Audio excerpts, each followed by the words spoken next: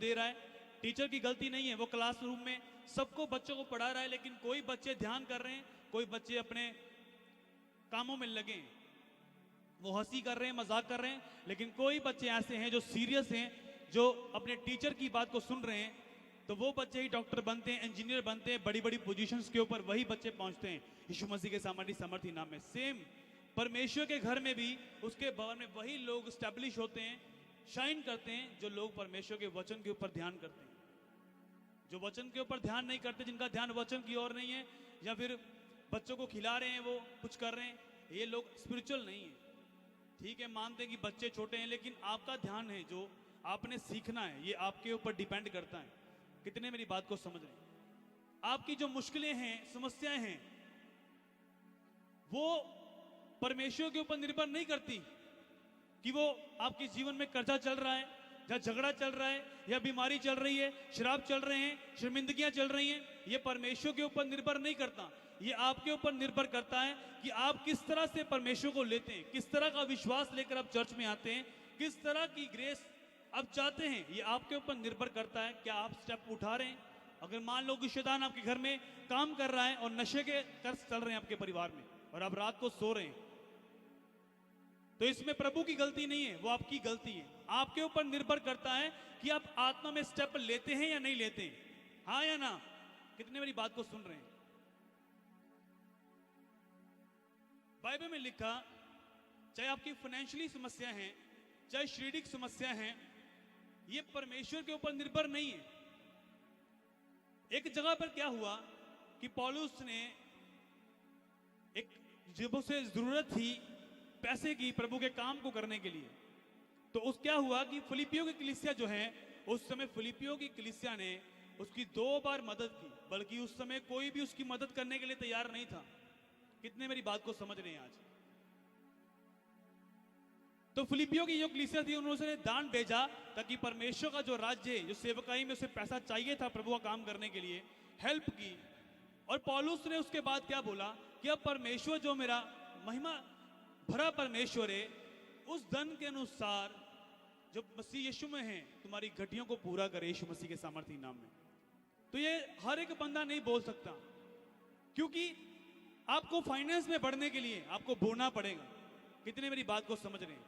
आपको सामर्थ में बढ़ने के लिए आपको प्रार्थना करनी पड़ेगी, उपवास करना पड़ेगा, हर एक हिस्से में मेहनत है। कितने मेरी बात को समझ रहे हैं? लेकिन ये कब होगा? जब आप परमेश्वर की इच्छाओं को जानेंगे। आज जो मेरा टॉपिक है वो ये है कि आप परमेश्वर के बोझ को उठाएं, उसकी इच्छाओं को जाने की वो क्या चाहता है। आपने कई बार सुना होगा मैसेज, हर बार परमेश्वर नया मैसेज देता है, हर बार परमेश्वर एक नई टीचिंग आपको देता है, ताकि आप सीखे और फलवंत हो पाए यीशु मसीह के सामर्थी नाम में। कितने समझ रहे हैं मेरी बातों को? आज इच्छाएं क्या हैं? जब परमेश्वर ने इंसान को बनाना था, उससे पहले प्रभु ने क्या किया?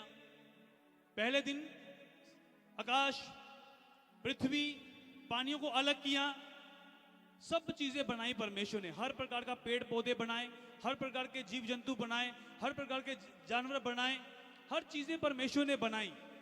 ये नहीं कि परमेश्वर ने कहा कि सिर्फ ये साग लगा तेरे लिए, तू साग ही खांदा रहे सारी साल। परमेश्वर ने अलग अलग आपको दी, गोभी आपको दी, अलग अलग सब्जियां दी। ये नहीं कि फ्रूट एक ही लगा दिया कि यही खाता रहे। परमेश्वर ने अलग अलग फ्रूट लगा दिए, अलग अलग चीजें बना दी, अलग तरह के जानवर बना दिए सारे। पहले बंदे को बनाने से पहले परमेश्वर ने ये सारी चीजें जो थी, किसके लिए बनाई थी परमेश्वर ने? क्या परमेश्वर को ऑक्सीजन चाहिए? बताओ मुझे। वो ऐसा परमेश्वर है, अगर वो कहीं भी चला जाए उसे ऑक्सीजन की जरूरत नहीं है, क्योंकि ये सारी चीजें उसने किस लिए बनाई थी? आपके लिए बनाई। कितने मेरी बात को समझ रहे हैं? इंसान को बनाने से पहले परमेश्वर ने उसकी सारी इच्छाएं पूरी की, कि सूरज, चंद्रमा, हर प्रकार का पेड़ पौधे, ये चीजें बनाने के बाद फिर उसके बाद परमेश्वर ने आदम को बनाया अपने स्वरूप में और अपना आत्मा उसके अंदर फूंक दिया। अब परमेश्वर ने कहा कि अब सब चीजों के ऊपर तू अधिकार रख, इनकी देख रेख कर। कितने मेरी बात को समझ रहे हैं? ये क्या परमेश्वर ने अपने लिए किया? जब एक मां जब बच्चा जन्मती है तो वो क्या करती है? उसको पता कि मैं गर्भवती हूं, तो वो पहले से प्लानिंग करनी स्टार्ट करती है। उसे मालूम होता है अब इसके लिए कौन से डॉक्टर के पास जाना है, इसके लिए कौन से कपड़े रखने हैं, कौन सी बोतल में दूध देना है, कौन से कपड़े देने हैं, हर एक चीजें जो हैं वो पहले से बनाना स्टार्ट करती हैं। कितनों को समझ आ रही है? उसको मालूम होता है कि मेरे बच्चों को ये चाहिए। आप मानो कि एक माँ जो है, प्रभु तो ये बोलता कि माँ जो जन्म देने की माता है तुम्हें छोड़ सकती है, वो सदा तुम्हारे साथ नहीं है। लेकिन परमेश्वर का प्रेम लव इतना है कि उसने इंसान को बनाने से पहले उसकी सारी इच्छाएं पूरी की। कितने मेरी बात को समझ रहे हैं? आज जो वचन को सुन रहा है वो ब्लेस हो रहा है यीशु मसीह के सामर्थी नाम में। आपको लगता है कि परमेश्वर ने आदम हवा को बनाया, आप सिर्फ इतनी स्टोरी जानते हैं, आप कभी भी रेवलेशन नहीं लेते परमेश्वर का कि परमेश्वर उस वचन में से आपको क्या रेवलेशन दे रहा है। परमेश्वर ये रेवलेशन दे रहा है कि सब चीजें उसने पहले से बना दी कि ये तुम्हारी इच्छाएं, बेटा मेरे बच्चों ये तुम्हारी इच्छाएं। रोशनी तुम्हें चाहिए, धूप तुम्हें चाहिए, आसमान चाहिए, पक्षी चाहिए, पेड़ पौधे चाहिए, ऑक्सीजन चाहिए, सब्जियां चाहिए, फ्रूट चाहिए, ये सब चीजें मैं तुम्हारे लिए बना रहा हूं। समझ आ रही मेरी बातें? नहीं आ रही? हाँ या ना? ऊंची आवाज से बोलो हालेलुया, हालेलुया। अब जाग रहे हैं, अब मुझे पता चला कि अब जाग रहे हैं। तारीफ करो जोर से परमेश्वर, हालेलुया। तो ये चीजें परमेश्वर ने हमारे लिए बनाई हैं। क्या परमेश्वर को सूरज की जरूरत है? वो तो इतना प्रकाशमान है खुद। क्या उसको चंद्रमा की जरूरत है? क्या आकाश की जरूरत है? क्या हवा की जरूरत है? वो तो खुद सब कुछ बनाने वाला है। उसके मुंह से चीजें निकलती रही और बनती रही। हालेलुया। ये सब इच्छाएं उसने हमारी पूरी की हैं। हमारी माँ जो है वो हमें सूरज बना के नहीं दे सकती। कितनों को मेरी बात समझ में आ रही है? चंद्रमा बना के नहीं दे सकती, आसमान और चीजें बना के नहीं दे सकती। वो सिर्फ हमें जन्म दे सकती है पीड़ा उत्पन्न करके। कितने मेरी बात को समझ रहे हैं? अगर एक माँ को पता है मेरे पेट में बच्चा है और वो पहले से प्लानिंग करती है, तो परमेश्वर को पता है मैंने आदम को बनाना है, उसकी इच्छाएं क्या होंगी, क्या चीजें उसको चाहिए, ये परमेश्वर ने पहले से ही उसकी सारी इच्छाएं जो हैं वो पूरी कर दी थी। कितने मेरी बात को समझ रहे हैं? तो परमेश्वर की भी एक इच्छा है। आज जब शैतान ने काम किया उस वाटिका में, आदम हवा को खराब किया, जब उन्होंने पाप कर दिया दोनों को, तो परमेश्वर की यह इच्छा थी कि अब कोई आए और इस पाप को खत्म करे। उस पाप को खत्म करने के लिए फिर कौन आया? यीशु मसीह। प्रभु यीशु मसीह ने अपना लहू बहाया, ब्लड बहाया, कोड़े खाए। आज जो आप मांस लहू ले रहे हैं, ये परमेश्वर का बदन है जो आपके लिए तोड़ा गया और आपके लिए लहू बहाया गया। आपको लगता है ये नॉर्मल है? अब परमेश्वर की इच्छा क्या है? मैं आपको पहले भी ये चीज बता चुका हूं कि आपकी सोल्यूशन का हल उस दिन हो जाता है जिस दिन आप आत्मा में एक स्टेप लेते हैं।